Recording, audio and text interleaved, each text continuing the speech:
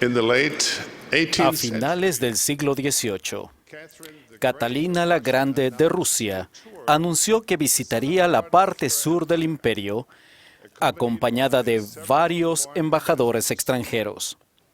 El gobernador de esa región, Grigorio Potemkin, quería desesperadamente impresionar a los visitantes, por lo que puso un gran empeño en resaltar los logros del país.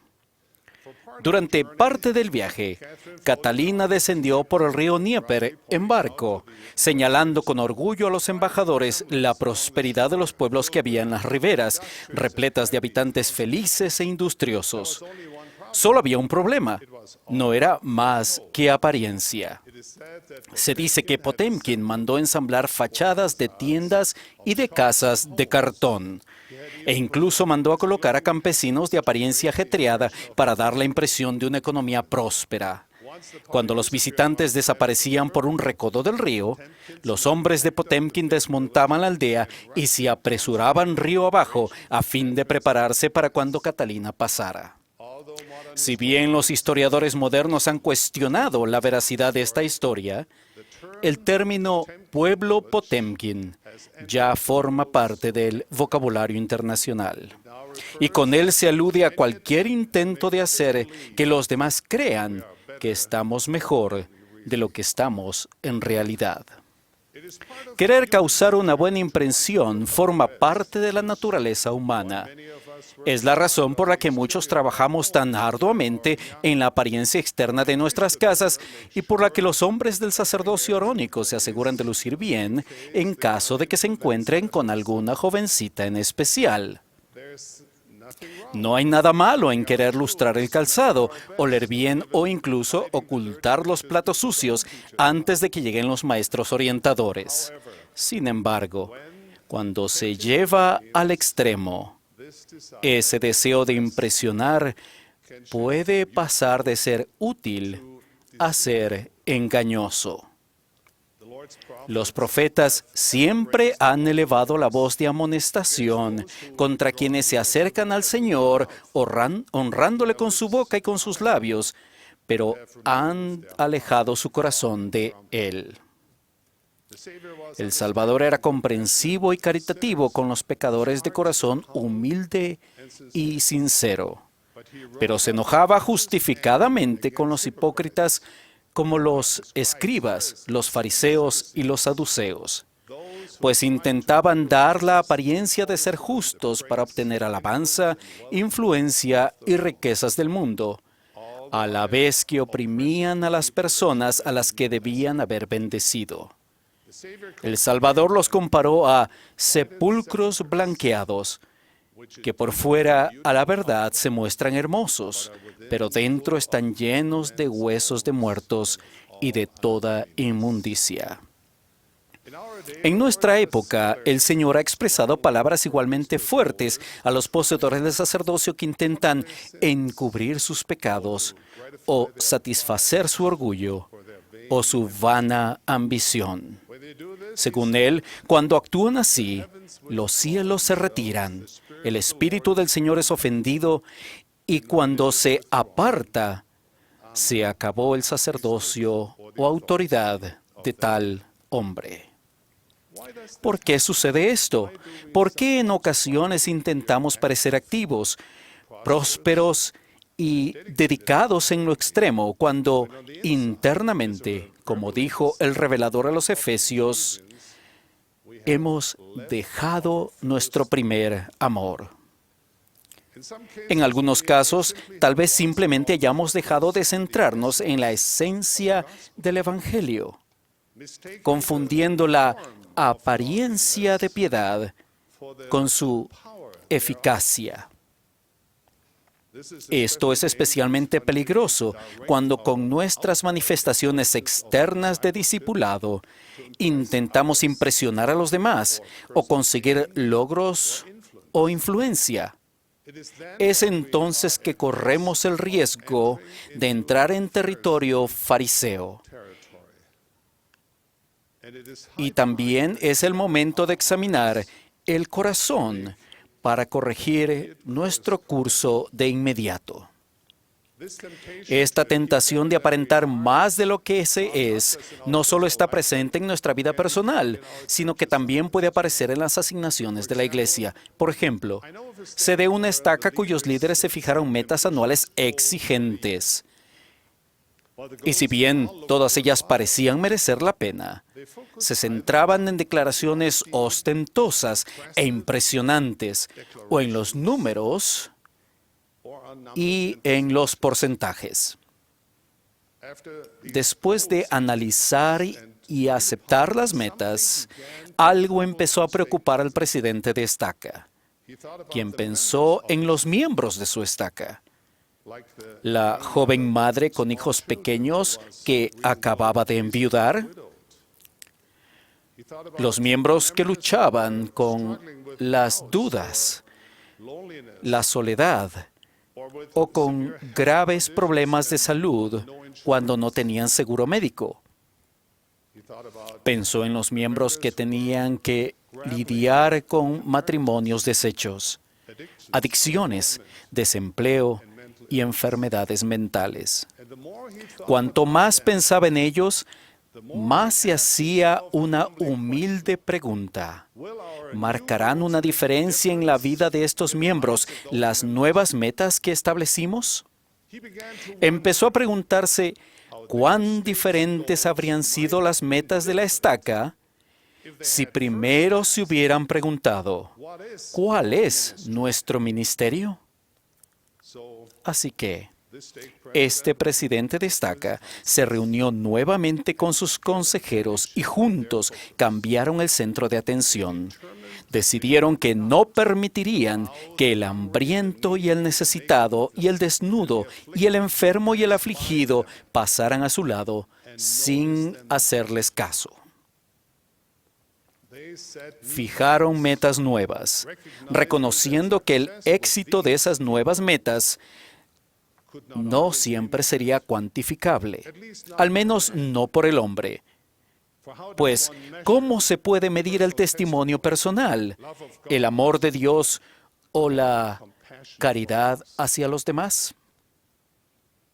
Pero también sabían que muchas cosas contables no cuentan y que muchas cosas incontables sí cuentan. Me pregunto si nuestras metas personales y como organizaciones son a veces el equivalente moderno de un pueblo Potemkin. Parecen impresionantes desde lejos, pero ¿no tratan las necesidades reales de nuestro amado prójimo?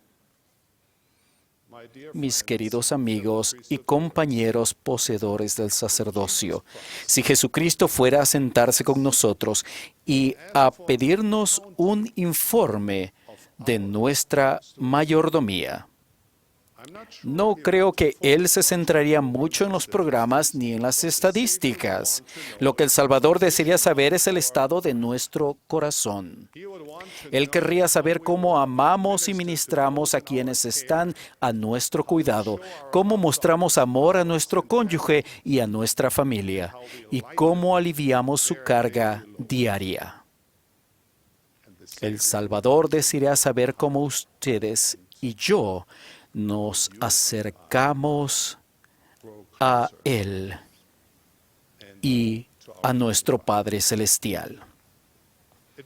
Podría resultar beneficioso escudriñar nuestro propio corazón.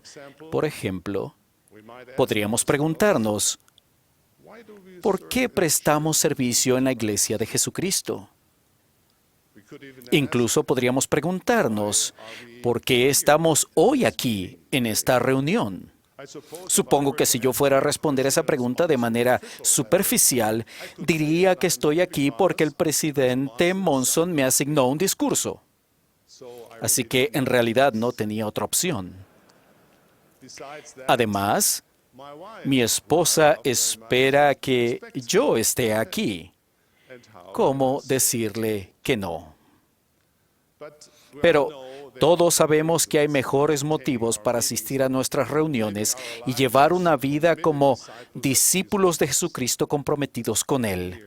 Estoy aquí porque deseo de todo corazón seguir a mi Maestro Jesucristo. Anhelo hacer todo lo que Él requiere de mí en esta gran causa. Ansío ser edificado por el Espíritu Santo y oír la voz de Dios hablar por medio de sus siervos ordenados.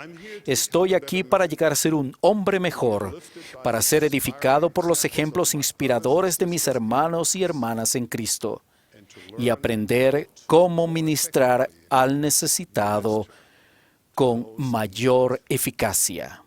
En resumen, estoy aquí porque amo a mi Padre Celestial y a su Hijo Jesucristo. Estoy seguro de que ese es el motivo de ustedes también.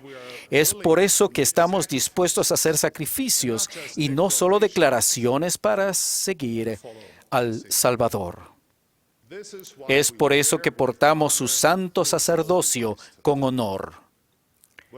Ya sea que su testimonio sea próspero y saludable, o su actividad en la iglesia se parezca más a un pueblo Potemkin, las buenas nuevas son que pueden edificar sobre la fortaleza que tengan.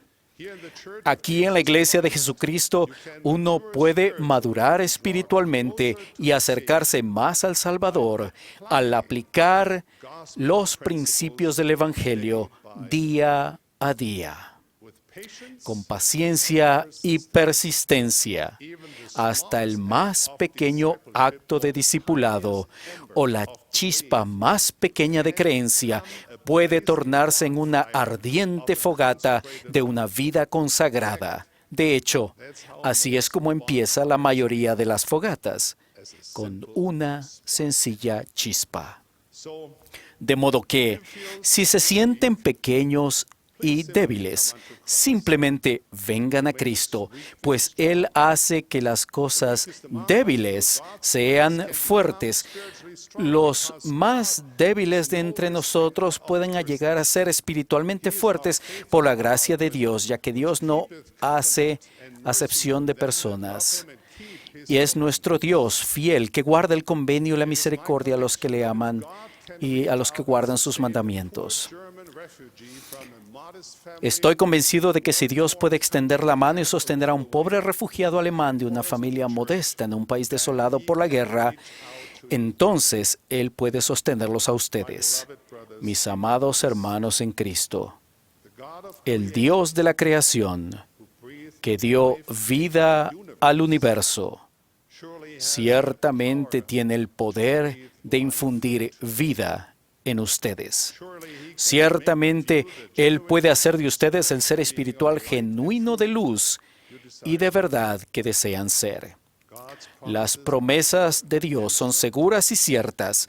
Podemos ser perdonados de nuestros pecados y limpios de toda maldad.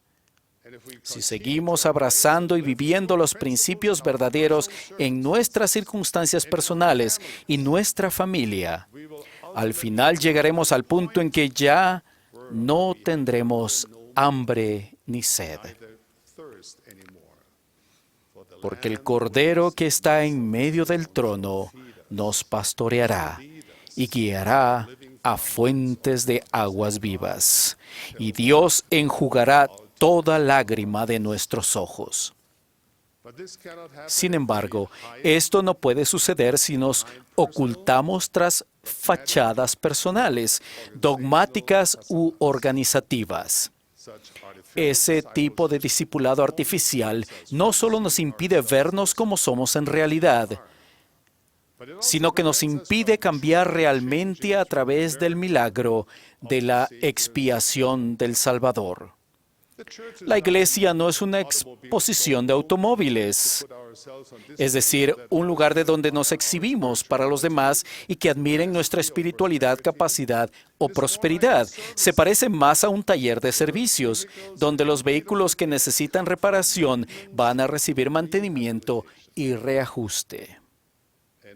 ¿Acaso no todos tenemos la necesidad de reparación, mantenimiento y reajuste? No vamos a la iglesia a esconder nuestros problemas, sino a sanarlos. Nosotros, los poseedores del sacerdocio, tenemos la responsabilidad adicional de apacentar la grey de Dios, no por fuerza, sino voluntariamente, no por ganancia personal, sino con ánimo pronto, no como teniendo señorío sobre los rebaños del Señor, sino siendo ejemplos de la grey. Recuerden, hermanos, que Dios resiste a los soberbios y da gracia a los humildes. El hombre más grande, más capaz y más consumado que jamás haya caminado sobre la tierra, fue también el más humilde. Parte de su servicio más impresionante lo brindó en momentos privados, con unos pocos testigos, a quienes pidió que a nadie dijesen lo que había hecho. Cuando alguien le llamaba bueno, rápidamente desviaba el cumplido, insistiendo en que solo Dios es verdaderamente bueno. Es obvio que la alabanza del mundo no significaba nada para él. Su único propósito era servir a su Padre y hacer siempre lo que a Él le agrada. Haríamos bien en seguir el ejemplo de nuestro Maestro. Hermanos, ese es nuestro elevado y santo llamamiento, ser agentes de Jesucristo, amar como Él amó, servir como Él sirvió, socorrer a los débiles, levantar las manos caídas y fortalecer las rodillas debilitadas, atender a los pobres y a los necesitados y cuidar las viudas y los huérfanos. Ruego, hermanos, que al prestar servicio en nuestra familia, cuórumes, barrios, estacas, comunidades y naciones, resistamos la tentación de atraer la atención sobre nosotros mismos y en su lugar nos esforcemos por un honor mucho mayor, llegar a ser discípulos humildes y genuinos de nuestro Señor y Salvador Jesucristo. Al hacerlo, recorreremos el sendero que conduce a nuestro mejor, más genuino y más noble yo. De ello testifico en el nombre de nuestro Maestro, Jesucristo. Amén.